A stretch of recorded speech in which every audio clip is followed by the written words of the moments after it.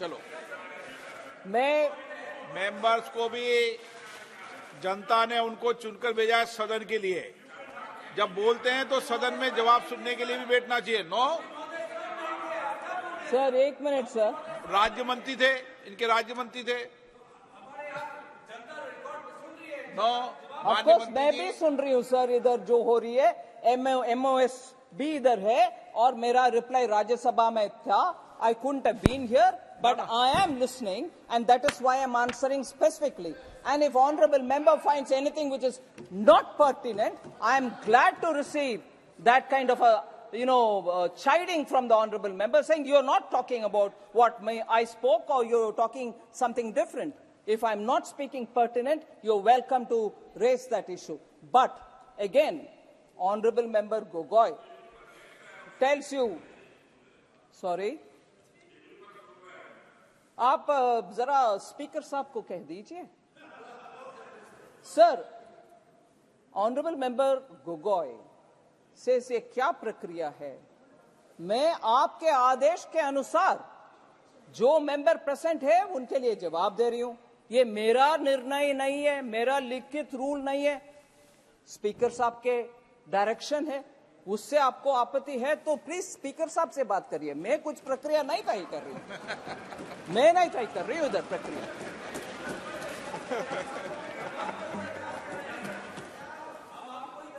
ठीक है, हाँ प्लीज डू दैट। आपने दरखास्त कर ली, अच्छी है, अच्छी बात।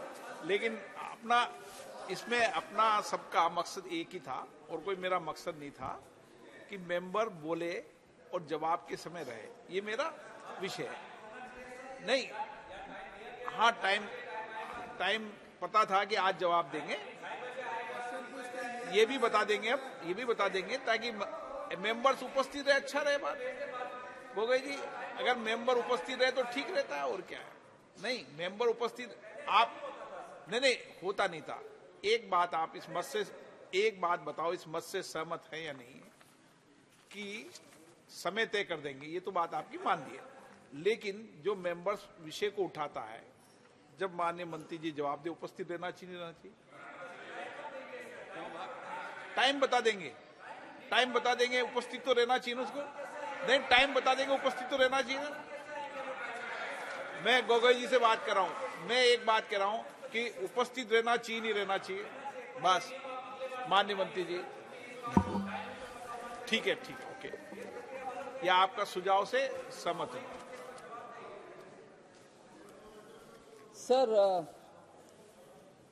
member Khatir Anand had spoken about how unfair treatment is being offered to states on account of perceived iniquity in taxes collected vis-a-vis quantum actually devolved to the states, and therefore the allegation is the center is not giving as much as what is being collected from the states.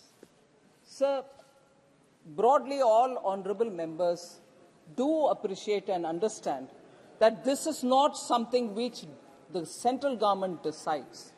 It is a formulation which is given by the Finance Commission, and based on the Finance Commission's recommendation, timely, appropriate amounts are sent to the states directly.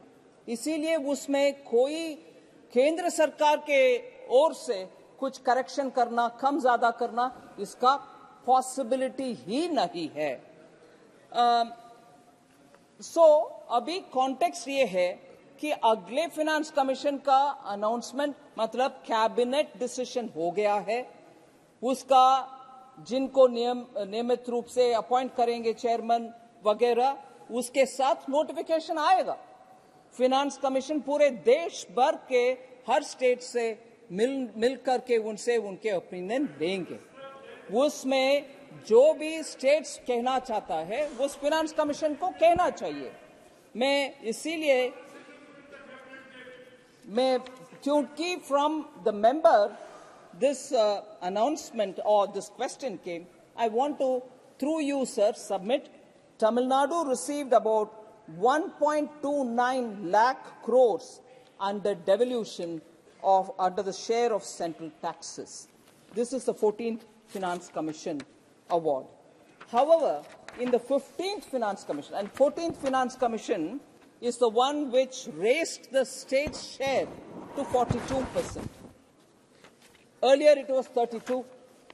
Now, 15th Finance Commission period, where the 42 became 41 because of Jammu Kashmir becoming a union territory, Tamil Nadu is estimated to receive for the Finance Commission period, the 15th Finance Commission period, as opposed to what they received during the 14th Finance Commission, 1.2629 lakh crores, they will be receiving 2.36 lakh crores, in addition to the revenue deficit grant of 6,229 crores.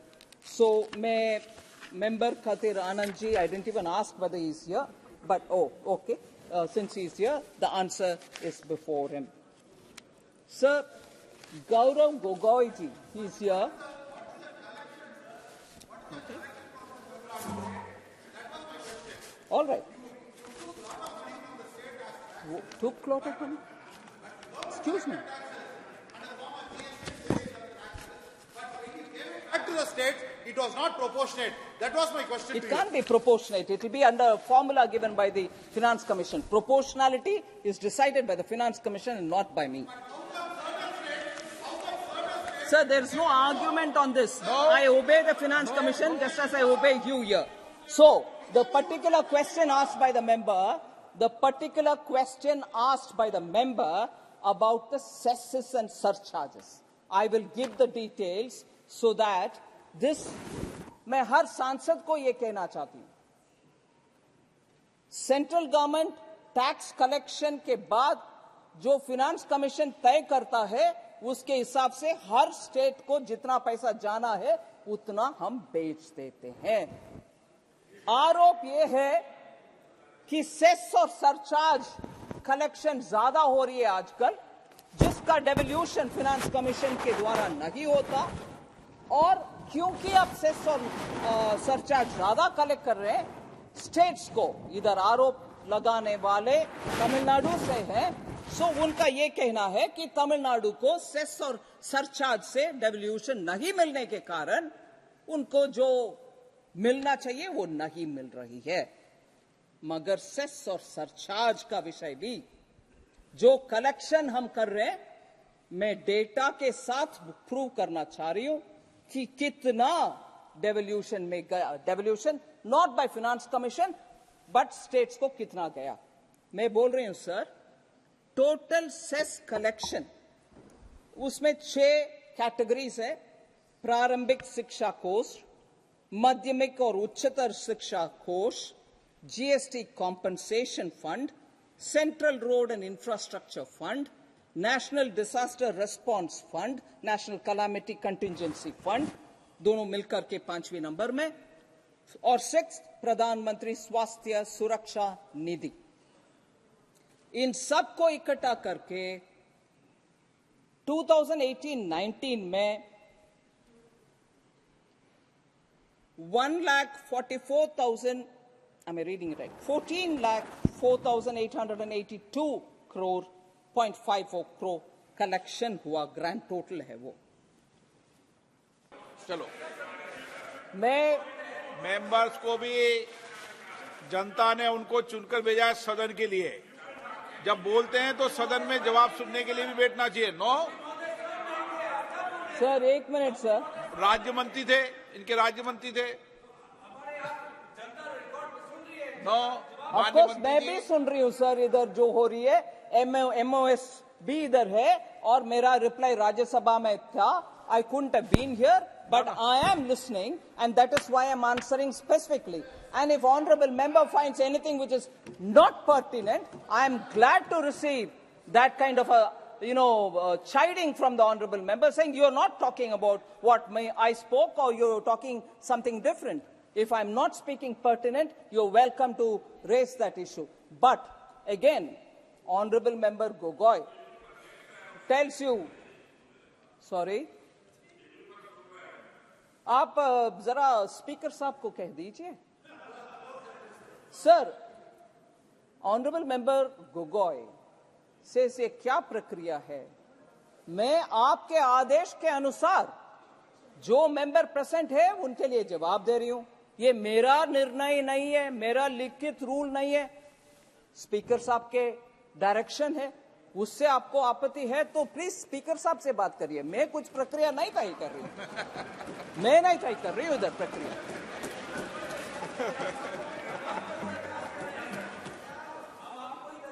ठीक है, हाँ, please do that. आपने दरखास्त कर ली, अच्छी है, अच्छी बात है। लेकिन इसमें अपना सबका मकसद एक ही था और कोई मेरा मकसद नहीं था कि मेंबर बोले और जवाब के समय रहे, ये मेरा विषय है नहीं। हाँ, टाइम पता था कि आज जवाब देंगे, ये भी बता देंगे ताकि मेंबर्स उपस्थित रहे, अच्छा रहे बात। गोगोई जी, अगर मेंबर उपस्थित रहे तो ठीक रहता है, और क्या है। नहीं, मेंबर उपस्थित नहीं होता नहीं था। एक बात आप एक बात बताओ, इस मत से सहमत है या नहीं कि समय तय कर देंगे, ये तो बात आपकी मान ली है। लेकिन जो मेंबर्स विषय को उठाता है, जब माननीय मंत्री जी जवाब दे, उपस्थित रहना चाहिए, नहीं रहना चाहिए। टाइम बता देंगे, उपस्थित तो रहना चाहिए उसको। नहीं, टाइम बता देंगे, उपस्थित तो रहना चाहिए। मैं गोगोई जी से बात कर रहा हूं, मैं एक बात कह रहा हूं कि उपस्थित रहना चाहिए, नहीं रहना चाहिए, बस। माननीय मंत्री जी, ठीक है, ओके, या आपका सुझाव से सहमत है। Sir, member Khatir Anand had spoken about how unfair treatment is being offered to states on account of perceived iniquity in taxes collected vis-a-vis quantum actually devolved to the states, and therefore the allegation is the center is not giving as much as what is being collected from the states. Sir, broadly, all honorable members do appreciate and understand that this is not something which the central government decides. It is a formulation which is given by the Finance Commission, and based on the Finance Commission's recommendation, timely, appropriate amounts are sent to the states directly. इसीलिए उसमें कोई केंद्र सरकार के ओर से कुछ correction करना, कम ज्यादा करना, इसका पॉसिबिलिटी ही नहीं है। अभी कॉन्टेक्स्ट ये है कि अगले फिनांस कमीशन का अनाउंसमेंट मतलब कैबिनेट डिसीजन हो गया है। उसका जिनको नियमित रूप से अपॉइंट करेंगे चेयरमैन वगैरह, उसके साथ नोटिफिकेशन आएगा। फिनांस कमीशन पूरे देश भर के हर स्टेट से मिल करके उनसे उनके ओपिनियन लेंगे। उसमें जो भी स्टेट्स कहना चाहता है उस फिनांस कमीशन को कहना चाहिए। क्योंकि from the member this announcement or this question came, I want to, through you, sir, submit. Tamil Nadu received about 1.29 lakh crores under devolution under the share of central taxes. This is the 14th Finance Commission award. However, in the 15th Finance Commission, and 14th Finance Commission is the one which raised the state's share to 42%. Earlier it was 32. Now, 15th Finance Commission period, where the 42 became 41 because of Jammu Kashmir becoming a union territory, Tamil Nadu is estimated to receive for the Finance Commission period, the 15th Finance Commission period, as opposed to what they received during the 14th Finance Commission, 1.29 lakh crores, they will be receiving 2.36 lakh crores, in addition to the revenue deficit grant of 6,229 crores. So, may Member Khatir Anand ji, I didn't even ask whether he's here, but okay. Since he's here, the answer is before him. Sir, Gaurav Gogoi ji, he's here. Okay. All right. took lot of money? Excuse me. Back to the states, it was not proportionate. That was my question It to you. can't be proportionate. It will be under a formula given by the Finance Commission. Proportionality is decided by the Finance Commission and not by me. Sir, there is no argument on this. I obey the Finance Commission just as I obey you here. So, the particular question asked by the member, about the cesses and surcharges, I will give the details so that this, मैं हर सांसद को ये कहना चाहती हूं, central government tax collection के बाद जो फाइनेंस कमीशन तय करता है उसके हिसाब से हर स्टेट को जितना पैसा जाना है उतना हम बेच देते हैं। आरोप ये है कि सेस और सरचार्ज कलेक्शन ज्यादा हो रही है आजकल, जिसका डेवल्यूशन फाइनेंस कमीशन के द्वारा नहीं होता, और क्योंकि अब सेस और सरचार्ज ज्यादा कलेक्ट कर रहे हैं, स्टेट्स को इधर आरोप लगाने वाले तमिलनाडु से हैं, सो उनका ये कहना है कि तमिलनाडु को सेस और सरचार्ज से डेवल्यूशन नहीं मिलने के कारण उनको जो मिलना चाहिए वो नहीं मिल रही है।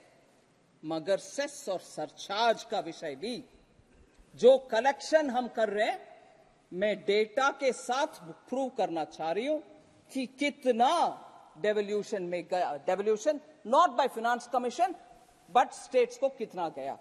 मैं बोल रही हूं सर, टोटल सेस कलेक्शन, उसमें 6 कैटेगरीज है। प्रारंभिक शिक्षा कोष, माध्यमिक और उच्चतर शिक्षा कोष, GST compensation fund, central road and infrastructure fund, national disaster response fund, national calamity contingency fund, दोनों मिलकर के 5वें नंबर में, और 6 प्रधानमंत्री स्वास्थ्य सुरक्षा निधि।